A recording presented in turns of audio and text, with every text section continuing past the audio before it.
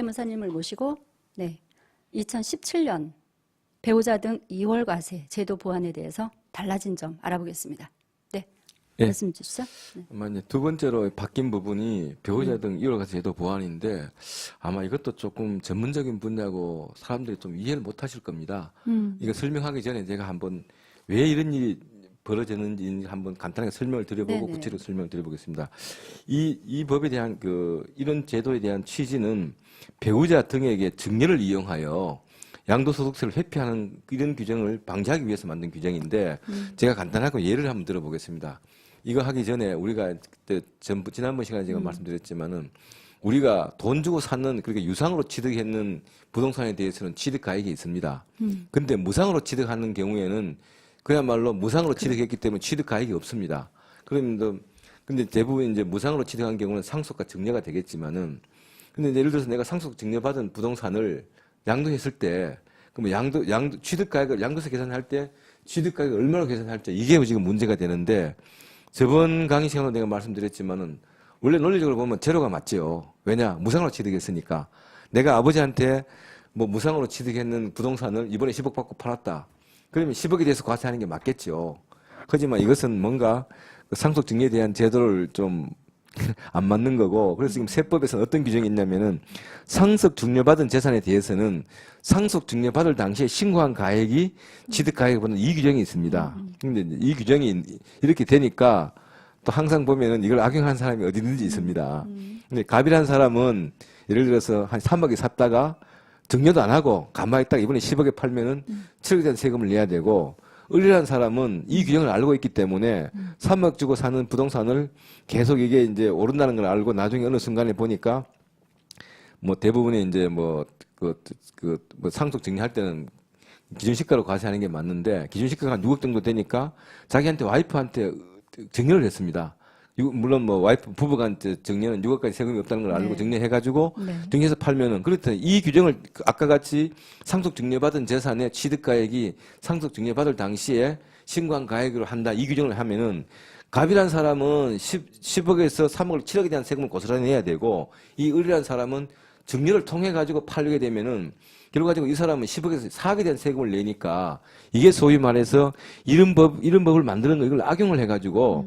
어떤 사람, 순진한 사람은 증여도 안 하고 그대로 판 사람 세금을 많이 내고 머리를 써가지고 배우자한테 증여해서 파는 사람 세금을 적게 내고 이거는 사안에 맞지 않기 때문에 그래서 이제 이걸 이제 배우자 이월 과세 규정을 했는데 이 이제 배우자 이월 과세 규정이 이제 잠깐 설명을 드리보면은 통상적으로 이제 부부였을 때는 6억까지가 가장 많이 이제 공제가 되니까 부부간 증여가 많습니다. 예를 들어서 이제 남편 되시는 분이 3억에 샀다가 이걸 만약에 계속 한 6억 정도 됐을 때 부인한테 증여하고 이 부인이 10억에 팔았을 때 아까 같이 보면 이제 만약에 이걸 증여를 받고 나서 5년이 지나서 팔게 되면은 어디까지나 그 6억에 대한 취득가를 인정해 줍니다. 근데 만약 6억이 안 돼서 팔게 되면은 비록 이 사람이 증여받을 때 신고 가격이 6억이라 하더라도 전 소유자, 즉 남편이 취득해서 그 금액으로 거슬러 올라가 가지고 이제 하는데 지금 보면은 이제 3억에 취득한 부동산을 기준시가가 6억일 때 배우자한테 증여했다가 그 배우자가 10억 정도 돼서 팔았을 때 증여일로부터 5년이 지나서 팔게 되면은 배우자가 그때는 법 그대로 10억에서 6억을 뺀 금액에 대해서 이제 과세를 하는데 만약에 5년이 안 돼가 3년, 4년 만에 팔게 되면은 그때는 전 소유자가 취득했는 3억을 대해서 빼니까 7억에 대한 세금을 내는 이런 결과가 생기는데 여기서도 지금 좀 재밌는 것이 증여할 당시엔 부부였는데 양도할 당시엔 부부가 아닐 수가 있죠. 요즘 세상이 좀 그러니까요. 그래서 지금 보면 세법에서는 이제 사별한 경우는 이거는 어쩔 수 없이 헤어진 거니까 인정을 해주는데 이혼한 경우에는 비록 증여받을 당시에는 부부였지만은 양도할 당시에는 부부가 아니더라도 이혼이 물론 뭐 진정한 이혼도 있고 위장 이혼도 있겠지만 국세청에서는 이혼은 인정을 안 해줍니다. 설령 양도할 무렵에는 부부가 아니더라도 전 남편으로부터 받은 건 이제 이 규정을 적용하는 게 이게 이제 작년도까지의 어떤 원칙이었습니다. 작년도까지 이제 이런 원칙인데 이게 이제 바뀐 부분은 이제 어떤 부분이 바뀌었냐면 한번 설명드려볼게요. 네.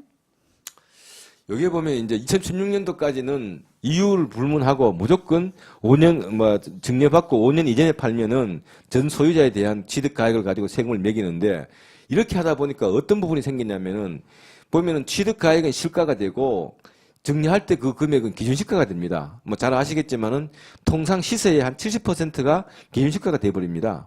그러다 보면은 지금 이제 그 예를 들 이제 27년도 바뀐 거 보면은 전 소유자의 취득 가액하고 신고할 당시 그 금액 기준시가 중에 적은 금액을 한다. 이 말은 결국은 두 가지를 비교했을 때 적용했을 때와 적용 안 했을 때 비교해서 큰 세액으로 가겠다 하는 그 내용인데 그걸 잠깐 내가 예를 들어볼게요. 남편 되시는 분이 4억 원의 부동산을 취득했어요. 취득했는데 한 1, 2년 만에 부인한테 정리하니까 시세는 4억이지만 통상적으로 기준시가는 한 3억밖에 되지가 않습니다. 그런데 3억 받는데 이때 부인한테 정리했다가 이제 만약 이제 이 부인이 5년 이전에 이제 양도한다고 가정했을 때 이런 경우가 소위 말해서 이제 2월 과세 규정에 걸리거든요. 5년 이내에 팔았으니까. 그러면은 만약에 이제 2월 과세를 적용한다 그러면은 2월 과세를 적용한다 그러면은 법 그대로 전 남편이 소유한 4억에 대해서 취득 가액이 되니까 6억에 대해서 이제 그 과세가 되는 거고 만약에 이 사람이 2월 과세 규정을 규정하지 않고 있는 그대로 세법 그대로